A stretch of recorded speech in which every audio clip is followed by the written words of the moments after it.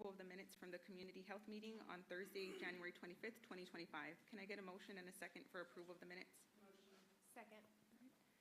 There's a motion. All those in favor say aye. Aye. Aye. Motion carries. Next item on the agenda is public comment. Speakers will have 2 minutes to address the committee, and we have Councilwoman Cabello Haverda here to speak on item 5.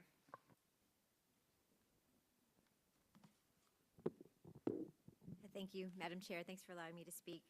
I'm speaking on item 5 and San Antonio's Reproductive Justice Fund. It's our commitment as a city to support and respect the reproductive needs of our residents. In a state where policymakers have dramatically impacted the health and safety of pregnant individuals, in some instances, leaving the state for abortion is the only option to save your life. Our proposed $100,000 fund can help nonprofits provide this access to safety. I thank my colleagues for standing up for lives at risk and voting for this fund in the last committee meeting. Today, ahead of this vote, we have to ask ourselves, what is the price of a human life? This is a public health crisis. Maternal mortality rates are increasing, and people in our state are dying under nationwide statewide abortion bans. There are Texas residents who've lost their lives because of these invasive laws: Nevaeh Crane, Jocelyn Barnica, Portia Numezi. It's a domestic violence issue. Expanding abortion access is a critical step in addressing the intersecting crises of reproductive justice and intimate partner violence that disproportionately impact the city's most vulnerable districts. San Antonio currently has one of the highest rates of intimate partner violence in Texas, with the highest incident rates in districts 2, 3, 4, 5, and 6.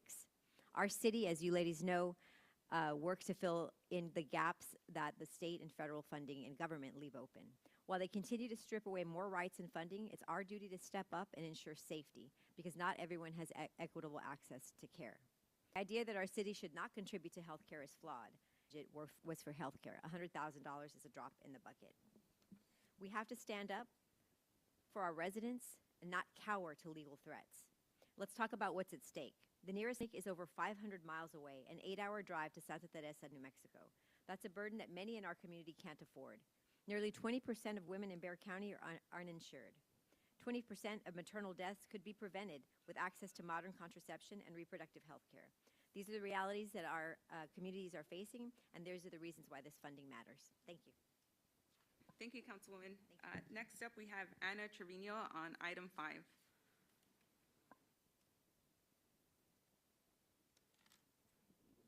Hello and good morning. My name is Anna Trevino, and I'm with a statewide civic engagement organization called Texas Rising that seeks to build an intersectional movement with young people across Texas. I'm also here today as a resident of San Antonio in District 7. I want to comment on the Reproductive Justice Fund that's meant to make reproductive health care more accessible to those who need it the most. Specifically, I would like to voice my support for the Reproductive Justice Fund receiving more money, including for out-of-state abortions. Having this additional money for public health will provide our community with more resources to overcome barriers that impact their autonomy and right to health care and life-saving treatment. I ask that this committee vote in favor of this funding today. I understand that some committee members, such as my councilwoman, are skeptical of providing taxpayer money for out-of-state abortions. However, this fund is in the public interest because it provides crucial health care for San Antonians who would not be able to afford it otherwise. Providing this money would show real community care, and it makes living in San Antonio a bit safer for people like me in college, who are still trying to build a life for themselves in a very overwhelming economy that has little regard for my peers and I's livelihoods. Voting in favor of this agenda item will move it to a full city council vote, so then it can receive the full attention, consideration, and discussion by city council it deserves. Repro justice, and most importantly, people's health cannot wait. Thank you. Thank you. Next up, we have Brielle Insler on item 5.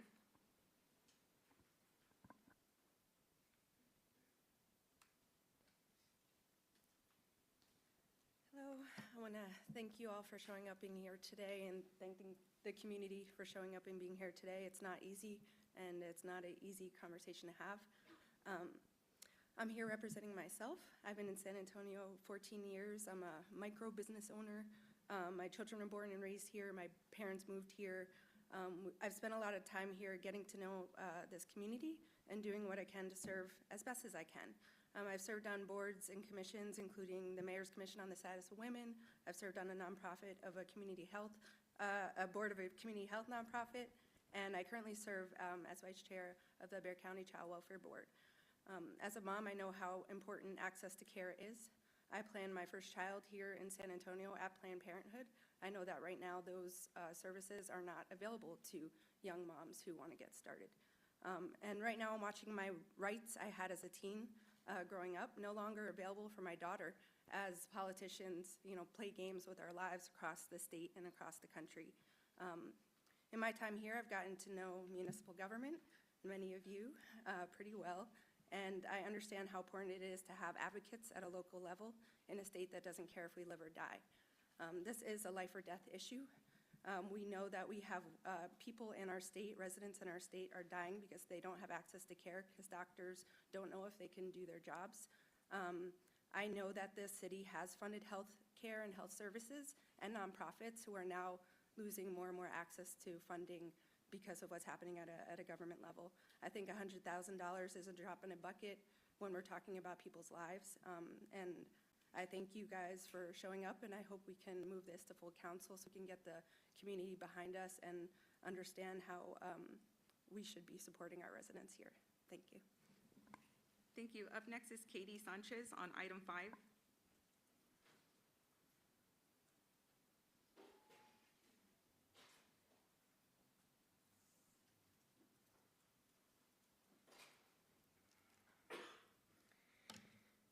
Hi, friends. My name is Kate Sanchez.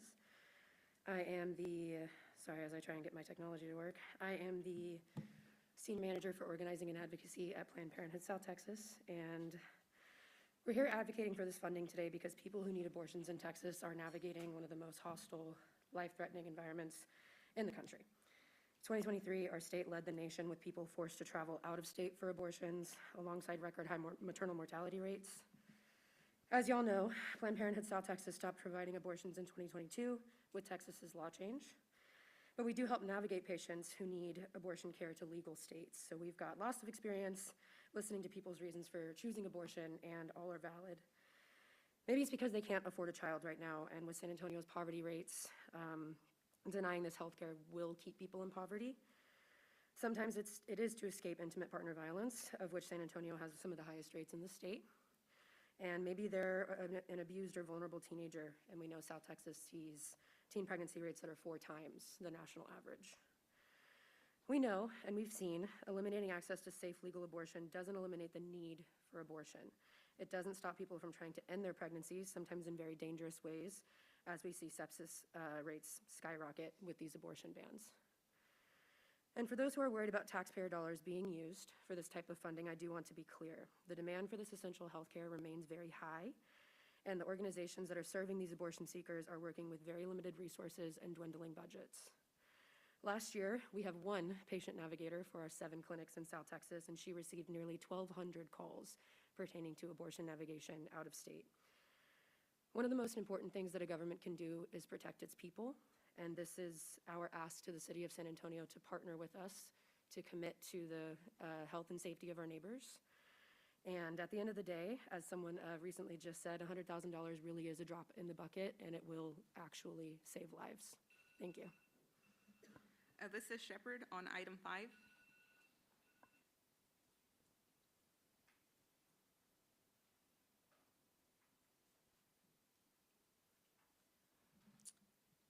Good morning, council members. I'm here today to urge this committee to support the Reproductive Justice Fund and allocate more dollars to protect the health and safety of our residents. This is a public health crisis.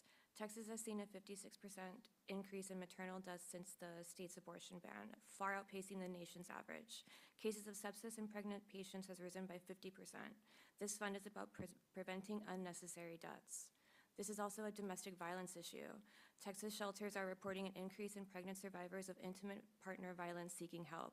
San Antonio already has one of the highest rates of domestic violence in the state. For many survivors, access to abortion is a matter of safety and survival. Let's also set the record straight, because I've heard council members lying to their constituents at neighborhood association meetings. This fund does not use public safety dollars. This is meant to be distributed through nonprofits, just like many other city-backed health initiatives. The idea that this would take money away from roads or police is misinformation. Some argue that the city shouldn't be involved in healthcare. However, San Antonio's Metropolitan Health District had a budget of over $106 million in fiscal year 2023, demonstrating our commitment to public health. Allocating funds to this reproductive justice fund aligns with our ongoing support for essential health services. San Antonio has a chance to be a leader, just as Austin has successfully funded abortion travel despite legal threats from the state. If they can stand up for their residents, so can we. I don't just support this fund for people with high-risk pregnancies. I believe everyone has the right to an abortion, no matter the circumstances. If someone is seeking an abortion, they should be able to receive it. I urge this committee to support the Reproductive Justice Fund and invest more in protecting our residents. Abortion is healthcare, abortion is public safety, and we must fight for it. Thank you for your time. Thank you. Erica Galindo.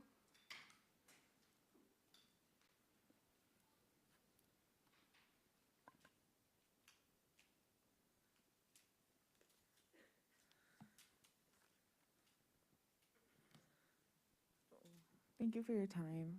I'm here to speak on item number 5. My name is Erica Galindo, and I'm the program manager for Lilith Fund. Lilith Fund serves people in Central and South Texas by paying for their abortion care in other states, supporting Texans traveling back to our state after their care, and providing emotional support for folks who have had abortions. Last year, we broke our record of spending over $2 million on funding abortion, proving that abortion bans do not stop the need for abortion. They just make it more costly and difficult for regular people to obtain. While it's refreshing to see a city understand that abortion access in Texas is extremely difficult for people to obtain, and that seeing that some folks are using their power to ensure that as many people can maintain their bodily autonomy, it is disappointing to see that allocating such a small amount of funds directly for public health has warranted such a lengthy bureaucratic examination compared to the millions that we spend on things like policing or development. A worthy cause to see through. Making this process easier for grassroots organizations and abortion funds to receive these funds is critical to ensure that these resources get to people forced to travel for their care. Working with these organizations to make this process equitable is key, and we hope that we all keep this in mind when we move forward. We want to encourage the city to stand with abortion funds and organizations that are helping folks leave the state. Anti-abortion forces will always abuse the courts or all of their levies of powerfuls if it means that they can stop or punish people for trying to actualize their bodily autonomy. Our city leaders must not carry their water by stopping good policy because we're afraid of baseless lawsuits. These people already have corrupt forces in the state and federal offices on their side. I mean, they don't need any more help. The crisis created by these abortion bans and the neglect of Texas health care needs bold action. Abortion bans are a public health crisis created by people playing politics with people's lives. Thank you for standing with the needs of low-income San Antonians, and we hope we can keep this momentum going. Thank you. Thank you. Up next is Paul Cuomo.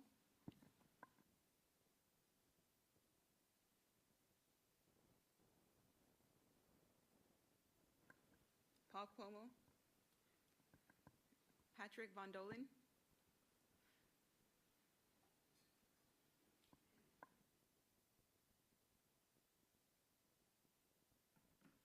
Good morning.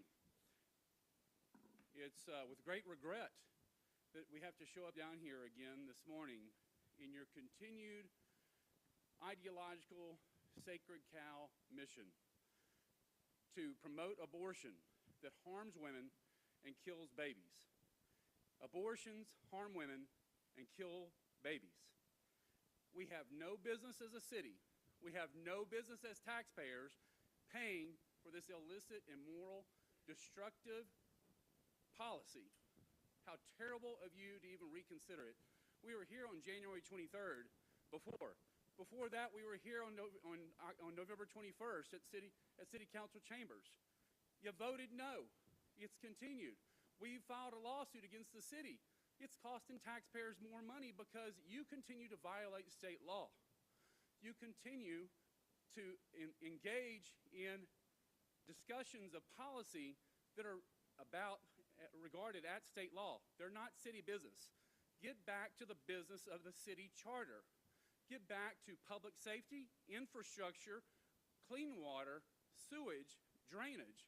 You're off the mark again. Stop your ideological bias. You're going to harm the citizens. You're already harming women. They don't need transportation. They need care. They need love, and love them both, baby and mom.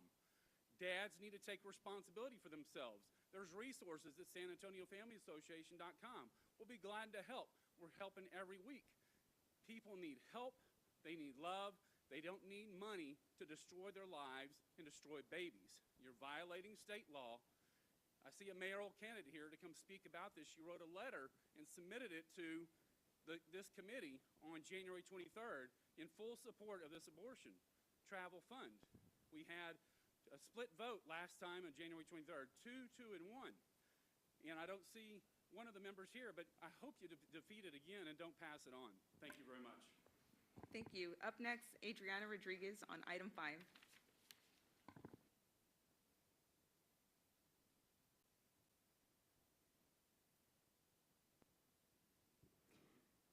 Rosie Jimenez, Candy Miller, Amber, Jocelyn, and Nevaeh. Texans we know who have died because of abortion bans, and we know there are many names and stories that we will never know, that will never be spoken in areas like this. I'm Ariana, and I'm the Youth Advocacy and Community Engagement Manager at Jane's Due Process, and I stand here today for our clients who are terrified and lacking access to care. We see this as an important resource for the city to provide so our communities can thrive. Whether it's keeping our parks clean, upgrading our libraries, or building affordable housing, the city has invested in those initiatives because they know people thrive when they have clean spaces to raise their families and enjoy. We see this investment in reproductive and sexual health care as an extension of that. When people can get tested and choose when they want to become parents, they are better able to mentally and financially enjoy our clean parks and enjoy our library resources. Without the power to decide when to become parents, we know our communities will face more hardships and not be able to participate fully in the communities as they want to.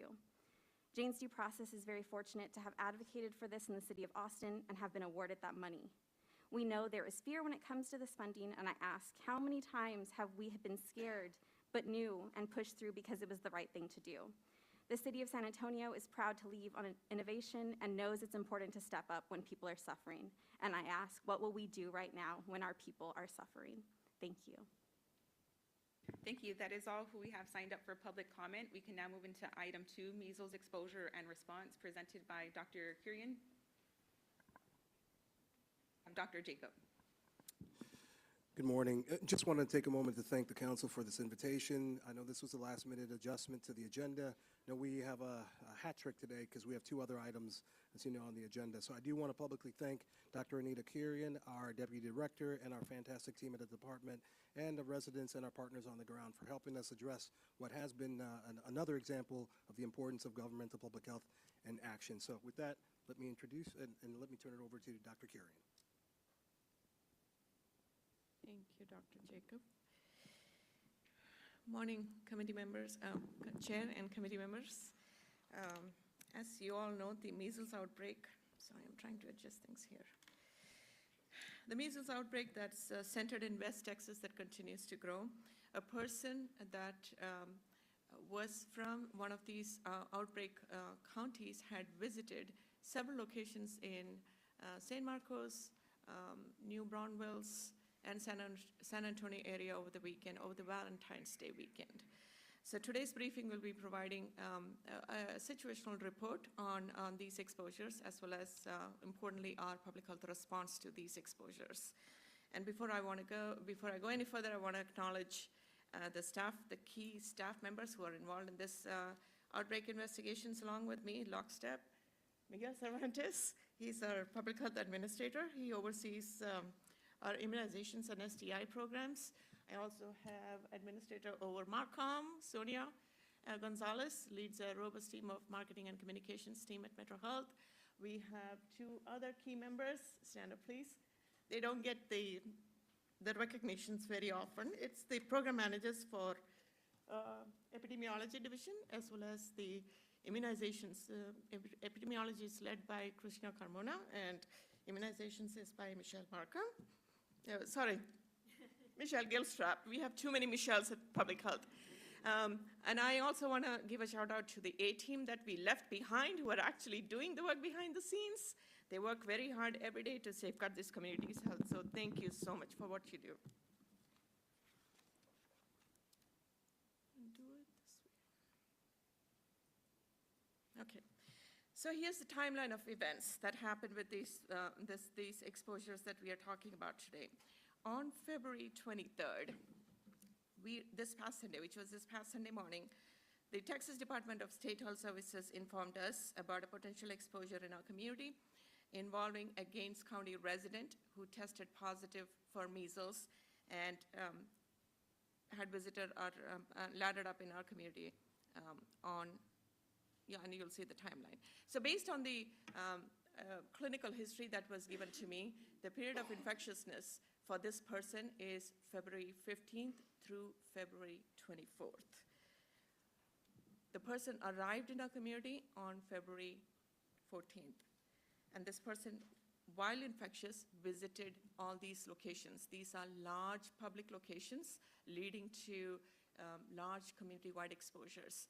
The person visited on the 15th, visited UTSA campus between 10 to 2, visited several locations, several attractions at Riverview, the Wax Museum, the Ripley's Believe It or Not, and Ripley's Illusion Lab from 2:30 to 5:30 p.m., and then ended the day on the 15th by dining at Mr. Krabby's Seafood in Live Oaks, and the exposure there was from 6 p.m. to 8 p.m. This person then left San Antonio the following morning, and so based on the history that was given these three locations, we consider these three locations as where we know community-wide exposures might have happened, because it is very possible that this person could have come in contact with, if not hundreds, but thousands of our community residents as well as visitors. We are a destination city.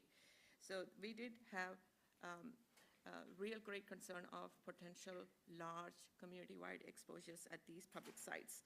Hence the need to alert the community promptly, and this was done later on the same day on February 23rd. This was the day that we were initially notified. We had contacted the place that the person was staying while in San Antonio, and detailed investigation and history was taken from the staff as well as other patrons, and we did not identify any possible exposure at this place of stay. Hence, that was not listed publicly in our press release. Because measles is highly contagious and it can linger in the air for quite some time, for up to 2 hours, even after the person has left, especially in close confined spaces. You see those exposure periods we've extended by 2 hours beyond the infected person's visit times. Some people think measles is just a little rash and fever. It can clear up in a few days, but I just want everyone to understand this is highly infectious condition. Sorry. It's a highly infectious condition. 90% of folks who are unvaccinated, who come in contact with a confirmed case, can break down with the disease, can get the disease. So this is a pretty serious infectious condition. It spreads through air, it's airborne spread.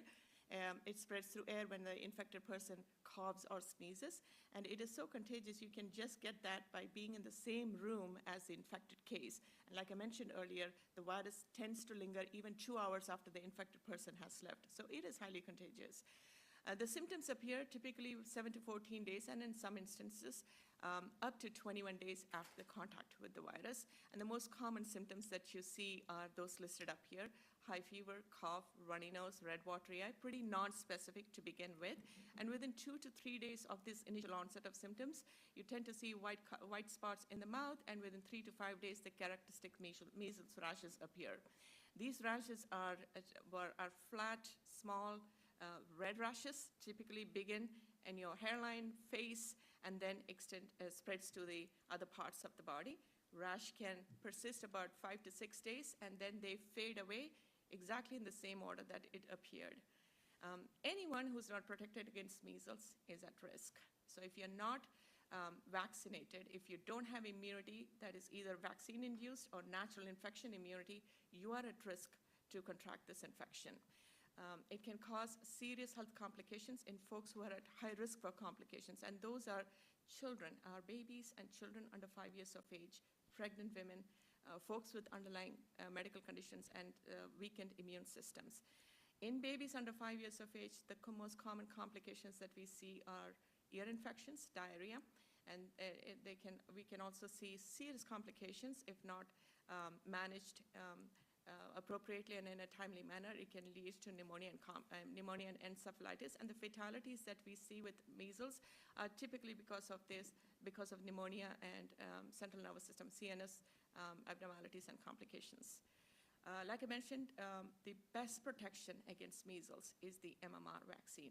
It's a safe and effective vaccine that provides long-lasting immunity. And the recommendation is to have 2 doses of MMR vaccine as a childhood.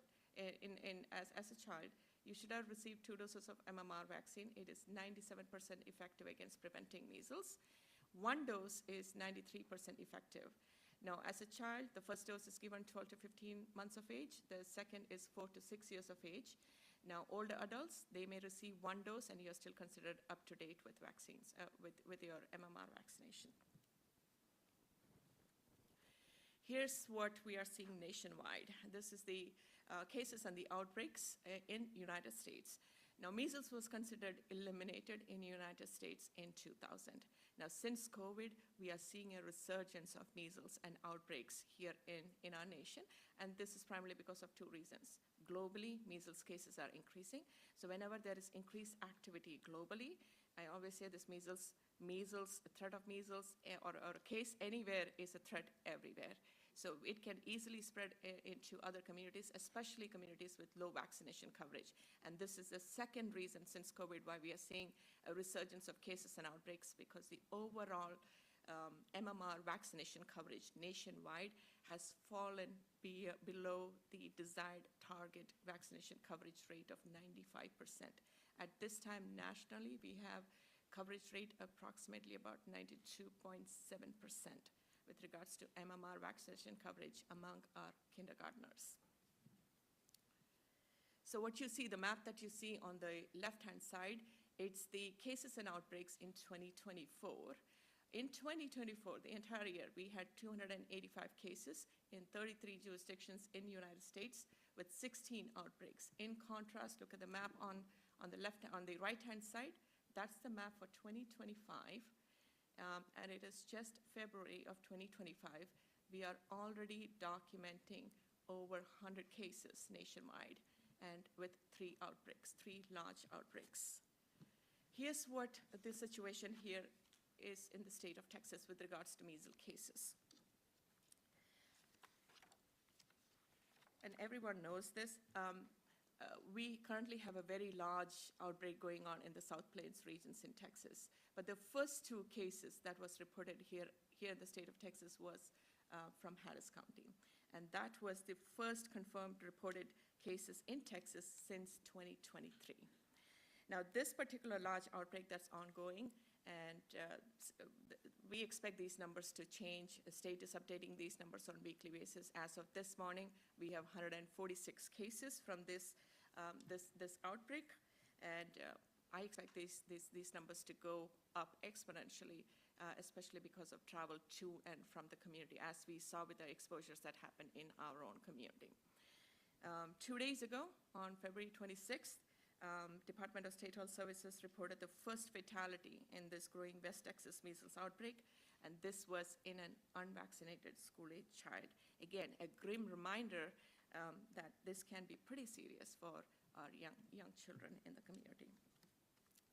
As far as Bexar County goes, we've had 4 cases in the past 20 years. Our last case was in 2019. We had 1 case in 2019. Prior to that, 3 cases in 2007.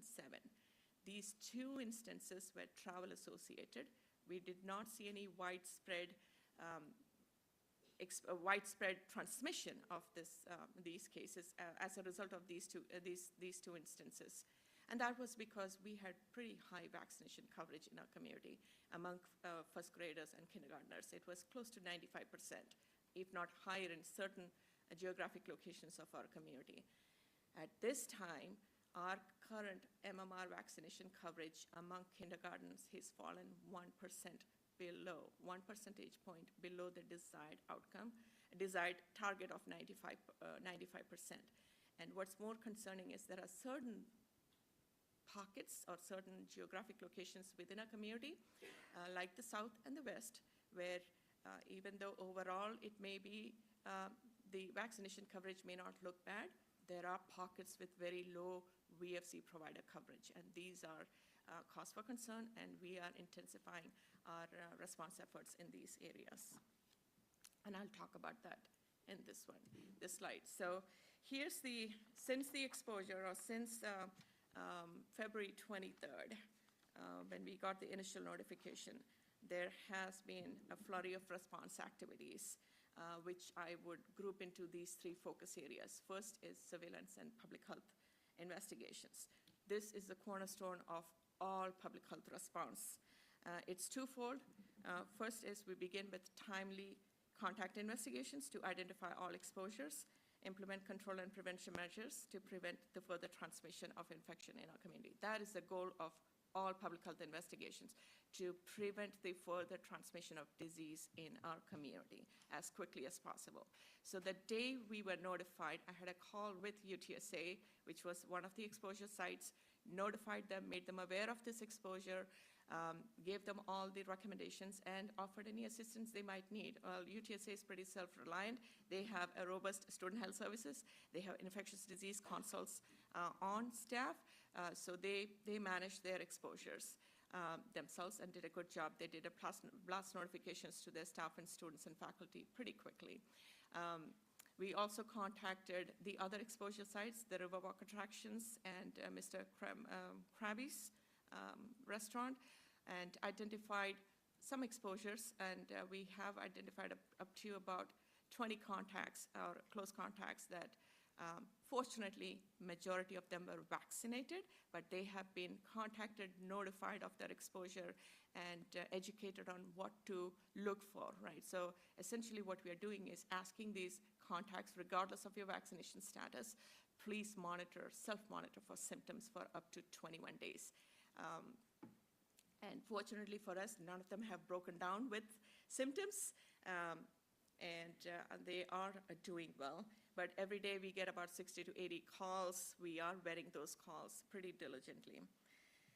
The other step in our first response effort is identifying new cases. This is, again, our goal to prevent the further spread of the disease. We can only do that when we identify new cases as quickly as possible, because every single case that emerges, it can result in about 12 to 18 new cases among unvaccinated. And this is how it gets widespread and gets a strong fold in any community. So our goal is to identify these new cases as quickly as possible, and we are able to do that because of because measles being a reportable condition here, not just in the state of Texas, but nation. What that means is healthcare providers, doctors' offices, hospital systems, school nurses, infection controls, ME's office, labs, anybody who makes a diagnosis of measles are required by state law to promptly report that, immediately report that to local public health department. So what we do as soon as we get the notification is reach out to the case and do a detailed investigation. And the goal of the investigation is always establish the infection timeline, identify the source if we can, identify all those exposed, and then implement control and prevention measures promptly. The second focus area of our response is developing guidance and recommendations. We have developed guidances and sent out health alerts to our local healthcare provider community. 2 of them were already sent out. We get calls on and we do consults on infection control, testing recommendations, isolation practices. So most of the providers, we work very well with the hospital systems and the clinicians and the doctor's offices here in our community. And those are ongoing every day, regardless of this particular exposure. We developed a guidance document for first responders. It was distributed to PD, EMS, fire, essentially, again, alerting them as to these exposures and giving them some guidelines, so infection control guidelines and precautionary measures that they can take should they encounter a case out while they're patrolling our streets. And then we work very closely with school nurses. In fact, Christina and her team attended a school, I think it was the East Side School Board, Northeast Side School Board Advisory Committee. And they had a lot of questions which we were able to address. We also have reached out to the Region 20. We are having a town hall with school nurses that's scheduled for next week. We have another one with school administrators scheduled for this next Friday. So we are moving at warp speed with regards to our response.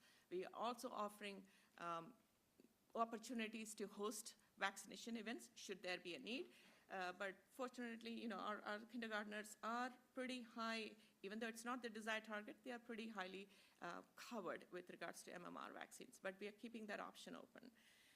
We also developed various guidance documents for the general public. The FAQs have been developed, and all these resources that I'm listing out are all updated on our website.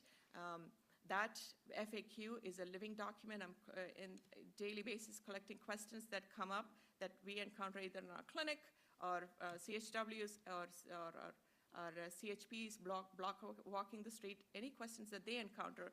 And if it's not covered in the FAQ, we do take a look at it and it's updated. So that's why I say it's a living document. We update it on a daily basis. The third focus area of our response is outreach. We have reached out to our IZSA, which is Immunize SA partners.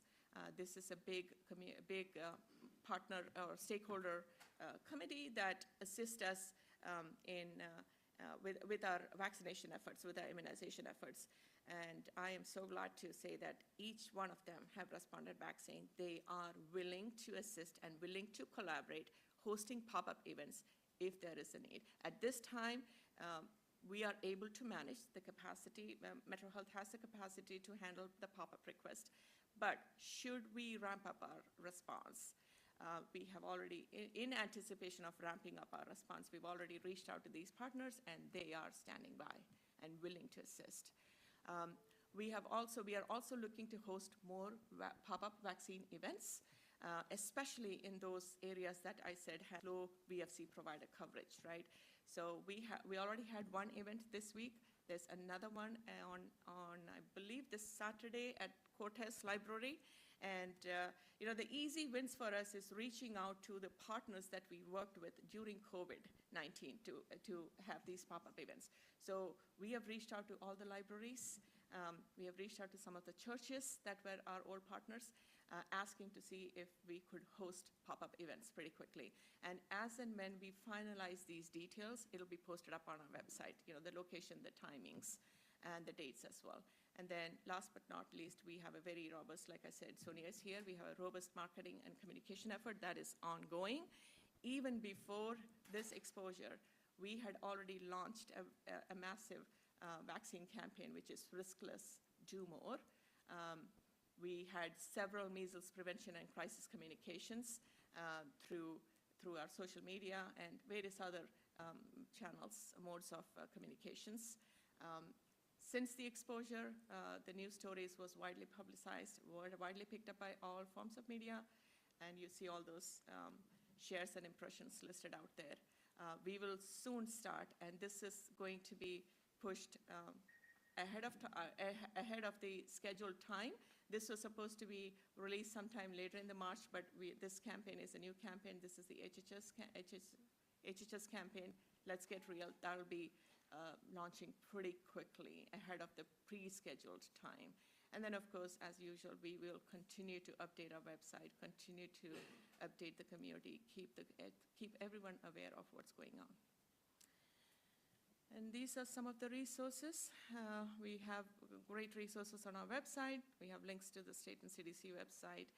And that pretty much concludes the presentation. And thank you so much for your time. Happy to take any questions. Thank you so much, Dr. Kurian, and to the Metro Health team for quickly bringing this item as cited. It was a request a couple of days ago, but I think you all being prepared to present demonstrates the infrastructure and framework in which Metro Health Department is prepared and doing the work, whether there's exposure or not. That work continues, and just grateful for the Metro Health team and all that they do in ensuring that we're safeguarding our community. As Dr. Kurian mentioned in the presentation, there was exposure that had been reported in the media, and out of abundance of caution, we thought it was important to request a briefing because I know my team is fielding calls from constituents that have general questions around measles exposure and what processes are in place in terms of getting access to vaccinations. So just thank you all so much for being prepared, as always, to equip community with the information. In terms of some of the numbers that we're seeing, and I know that they're changing, and you touched on it in terms of the impact that this can have on children in particular, especially if they're unvaccinated. I'm curious to, and I know you mentioned it too, you're already talking to independent school districts, you've already presented to independent school districts, but I'm thinking about our pre-K for SA students and what work is being there to ensure that we're mitigating any potential, and I know we're not there yet, right? But in the case that there is, what steps are we taking to ensure that there's a plan for our little ones at pre-K for SA in terms of potential exposures?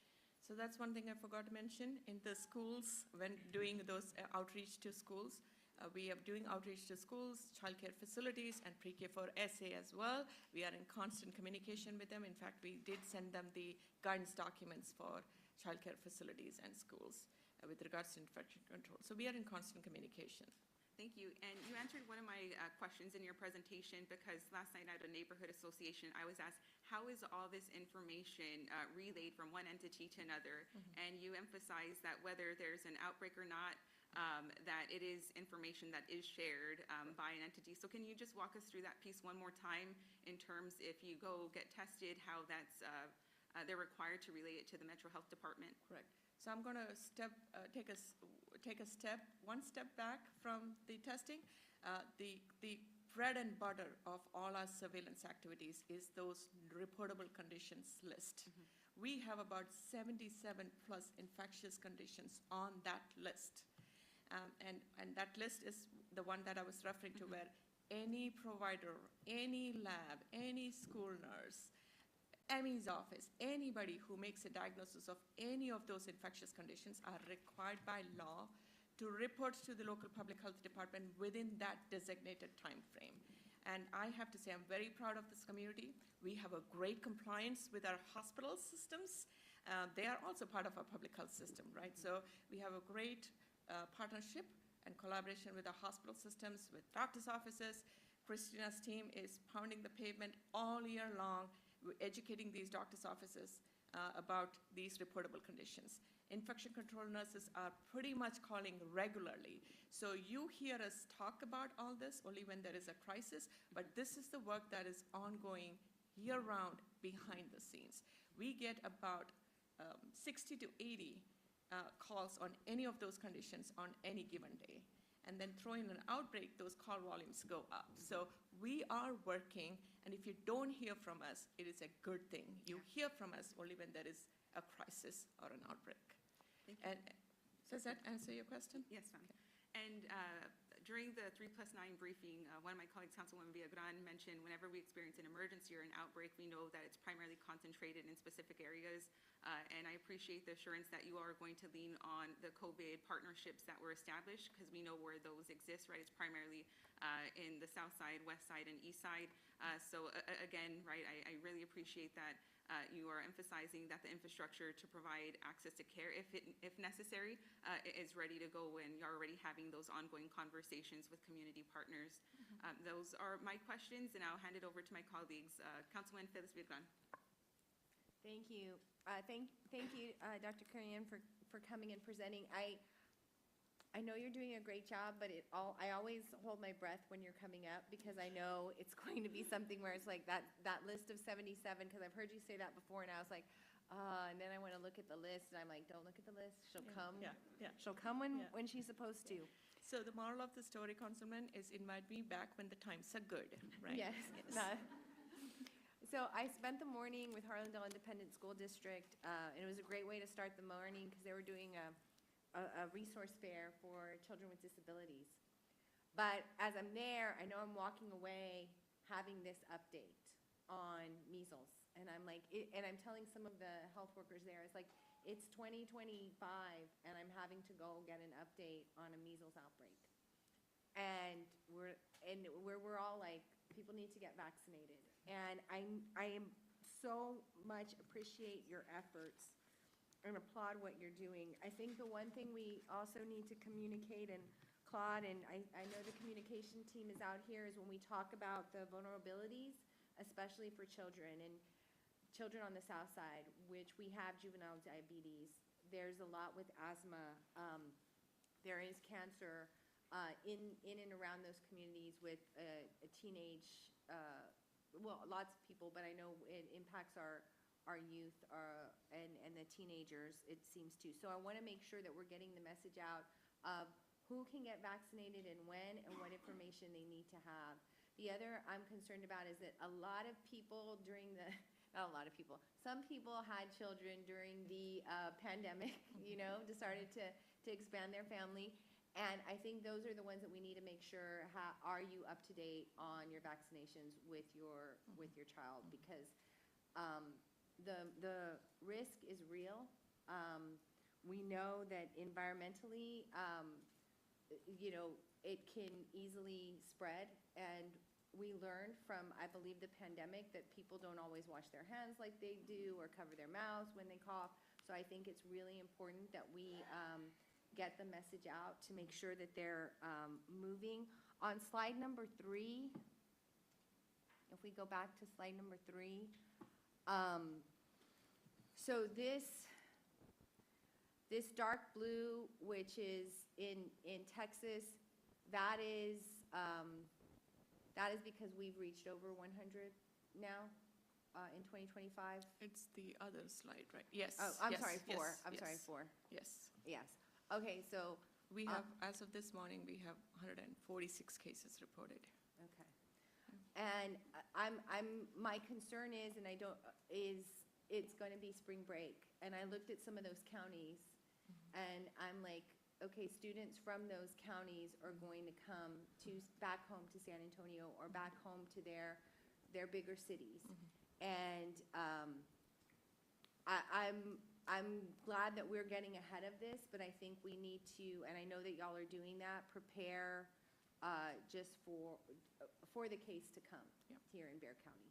Because the counties that and we already learned this with this past report on the outbreak, is that people from these counties are coming home from school, are visiting San Antonio because it's spring break, and it's a tourist destination spot.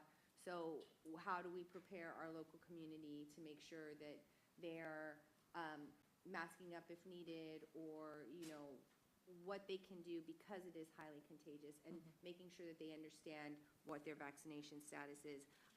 Sign me up for the pop-ups in District 3, and I'll work with you with all. I mean, we have a lot of school districts. I know they're very helpful, but I do have kids getting homeschooled, kids in charter, kids not in pre-K yet. So please let me know what my office can do for the pop-up, and just as we look through the updates, when can we, and I know it's hard for you to answer,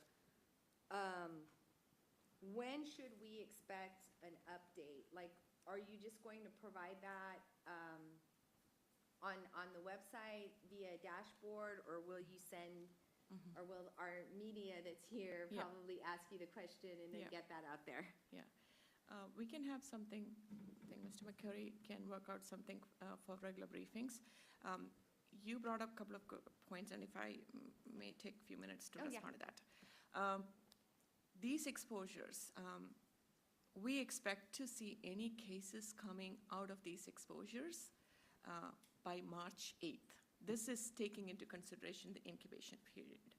So that doesn't mean we cannot have other cases of measles, right? Measles, we can have some international traveler who's coming, not necessarily associated with this exposure. But cases with these exposures are expected from now until March 8th. So if you don't have any cases associated with the exposure after, don't have any cases until you won't hear from us.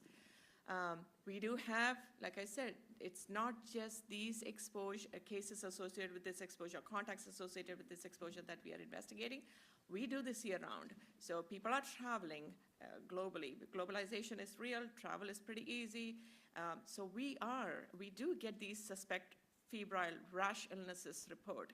And we do have a few handful that we are monitoring. We coordinate testing with the providers, and we don't jump the gun and come out and talk about the suspect cases unless we have all the facts straight. So if we have a confirmed case, absolutely you'll hear from us. And with regards to vaccines, I just want to say I'm a big believer on vaccinations. Surprise, public health professional, right? But vaccines have really significantly improved childhood survival. There's an interesting study out in Lancet. I think everyone should read it. Past 50 years, vaccinations have saved close to 150 million lives. That's big. So yes, everyone should review their vaccination records and be up to date with their vaccines. And I want to take this podium to send a plea out and urge the community. We say this in every phone call we get. If you are sick, please stay home. Exclude yourself from public settings. Don't go to North Star Mall, or don't go to the movie theater. Don't go to, large restaurants. Don't walk on the riverwalk. If you are sick, please exclude. Don't go to schools. Please exclude yourself. Get evaluated, and let us rule out, along with your provider community, rule out any infectious diseases like measles that could be highly contagious and putting thousands of folks at risk for exposure. Councilman Dr. Rocha Garcia. Thank you, Chair. Thank you so much, Dr. Kurian, for the very informative presentation. Do you have a breakdown of the current vaccination rates amongst some of our most vulnerable residents in San Antonio? I don't have that breakdown just yet. It's very difficult to get that because vaccines are a requirement for K through 12. So we have a good handle on that coverage, which at this time is about 94.2%. Do you remember, or do you know when Metro Health started providing vaccinations, access to vaccinations in San Antonio? It's since, I think, for the past 35 years. Okay, so I was just trying to make sure then that we have a pretty good steady record then, it looks like. Okay, and then can you remind me how long it took for you to inform on this first case or potential exposure? How long was that? How long did it take you all to I do was notified during the AM hours, early mornings on Sundays, and all public health crises begin on Fridays and end on Mondays, right? So on Sunday morning was the notification, and by 5 p.m. on Sunday, we had notified all potential sites of these community-wide exposures and sent out a press release.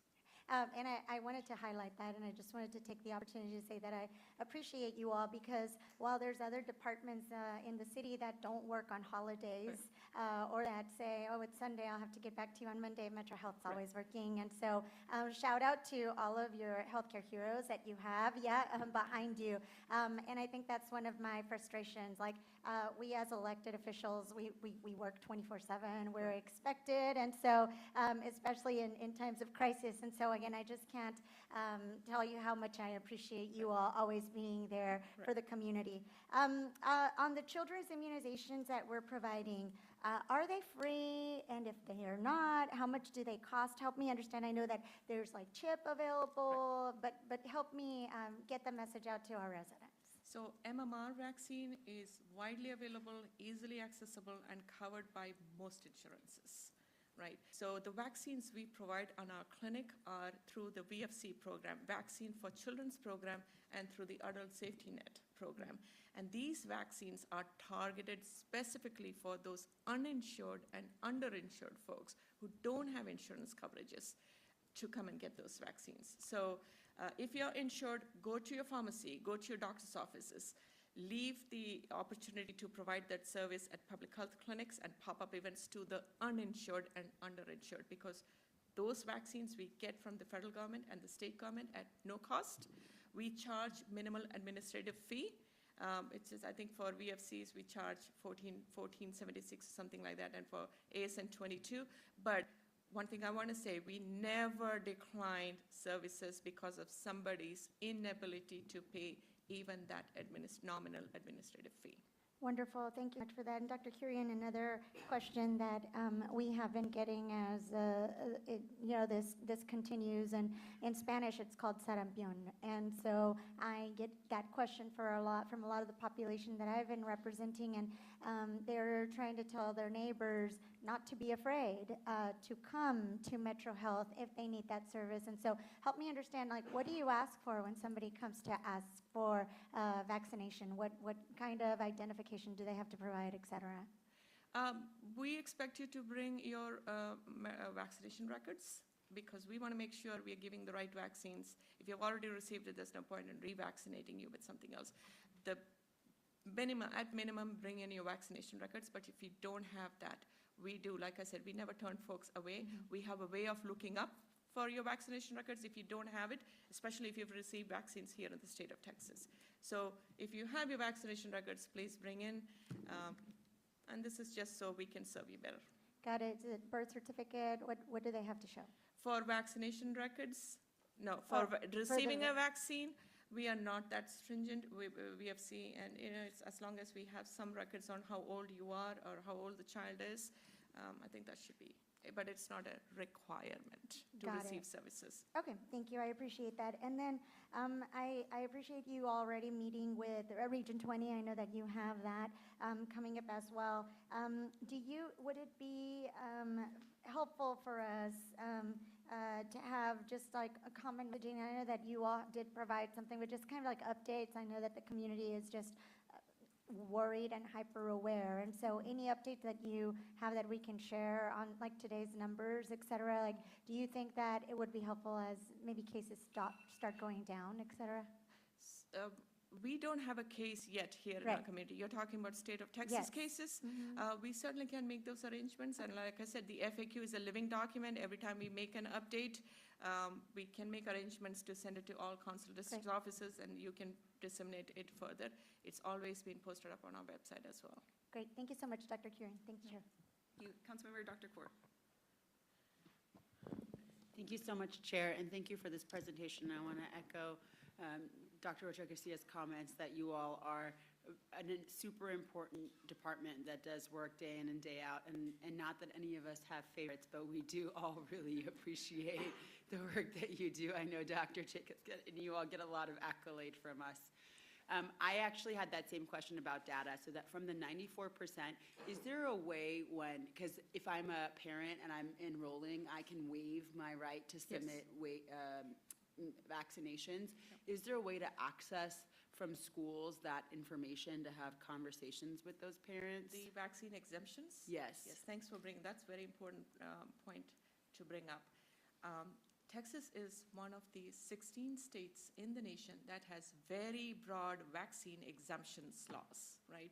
Most states allow only medical exemptions, but we are one of those 16 states in the nation that allow, in addition to medical exemptions and religious, also conscientious exemptions, which is pretty easy. A parent can do an affidavit and object to it, and that is acceptable. And this is a real threat for us. This is cause for concern. If you look at the vaccine exemptions data from 2013 up until recently 2024, in 2013, the exemption rates were 0.79%, way below 1%. Currently, it is close to 3%, 2.81%. And that is because of these broad vaccine exemptions laws. And how many of those do you know how many were those conscientious? I can get it. I don't have it at my fingertip. Yes, we can get that. But again, like I said, vaccinations are important. They save lives. We've been able to eliminate or eradicate deadly infectious diseases like smallpox because of vaccines. So It's very important. Is that protected information, though, for at the schools? Like, can the schools provide you all with the list of families that have submitted those? That is confidential information. What we get is the overall rates, not the Percentage. breakdowns, yes. Okay. And it's Those- available at the TEA website. If you are wanting to know by school districts, it'll tell you. But it's protected on who's submitting that, so you Yes. don't know. But the Yes. school leaders technically would know. Yes. So if that's why with your campaigns, when you're going to the schools and sharing an outbreak situation, they would know who to directly reach Right. out to. School nurses are already reviewing their vaccination status among their student population, and this is done because should there be an exposure in the school, they should immediately identify who's at risk for exposures and disease. These are unvaccinated children, and if there are unvaccinated exposures at the school, our recommendation is regardless of symptoms, whether you're symptomatic or not, if you're unvaccinated, you have a confirmed case in your school, you are to be excluded for 21 days from your date of last exposure. So school nurses are already prepping, reviewing their vaccination records, identifying who might be at risk, even Yeah. before we have a crisis at hand. The challenge there is a lot of schools don't keep their school nurses, so it's like, the That's job true. of a business secretary. And, That is true. But that's not a debate for, sorry, for this committee. But the next question I wanted to just ask and commend you all on is the education awareness. And I think a part of the reason why that's even more important is because we see this increase in rate of people choosing not to get vaccines because of the, media craze on on the side of that they're not helpful or they're not needed. Sure. And so have you all thought about doing a concerted effort? And I know you all are already in terms of the signs that you said on that slide, but getting creative with different types of education awareness. Ryan on my team was doing some research, and there's different offering incentives or gift prizes, or maybe even having a vaccine education center where people come to. These are some ideas that other states are doing. Yeah. No incentives at this time, but we are using that's one of the campaigns we are working on, using influencers, folks that community, they have some credibility within their community. Right? Me coming saying get vaccinated is completely differently perceived than somebody who lives in the community, is trusted messenger of that community to it. So those are some of the educational campaigns that we are working on. I love that, yeah. I think continuing to even maybe partnering with the business community to see how they can host, fun events and things like that, because I think we have to get even doubly creative now, given the opposition coming. That's all I have. Thank you so much, Chair. Thank you so much. Thank you. Councilman Dr. Rocha Garcia. Sorry, I forgot one quick question, Dr. Kurian. Is there any way that we can maybe focus on medical desert areas and make sure that we have vaccine access there?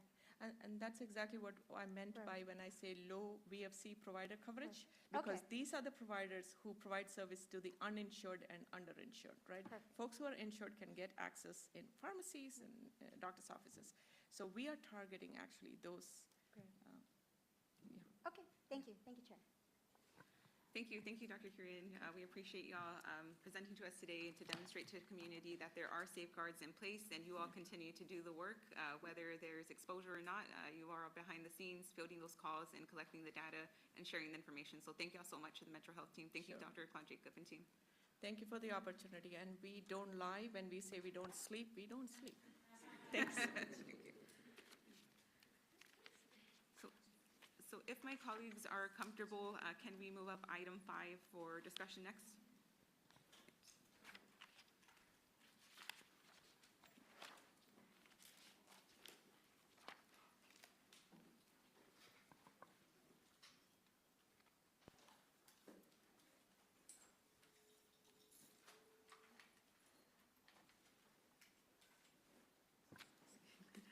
We're going to hear item 5, the Reproductive Justice Fund addition of downstream services.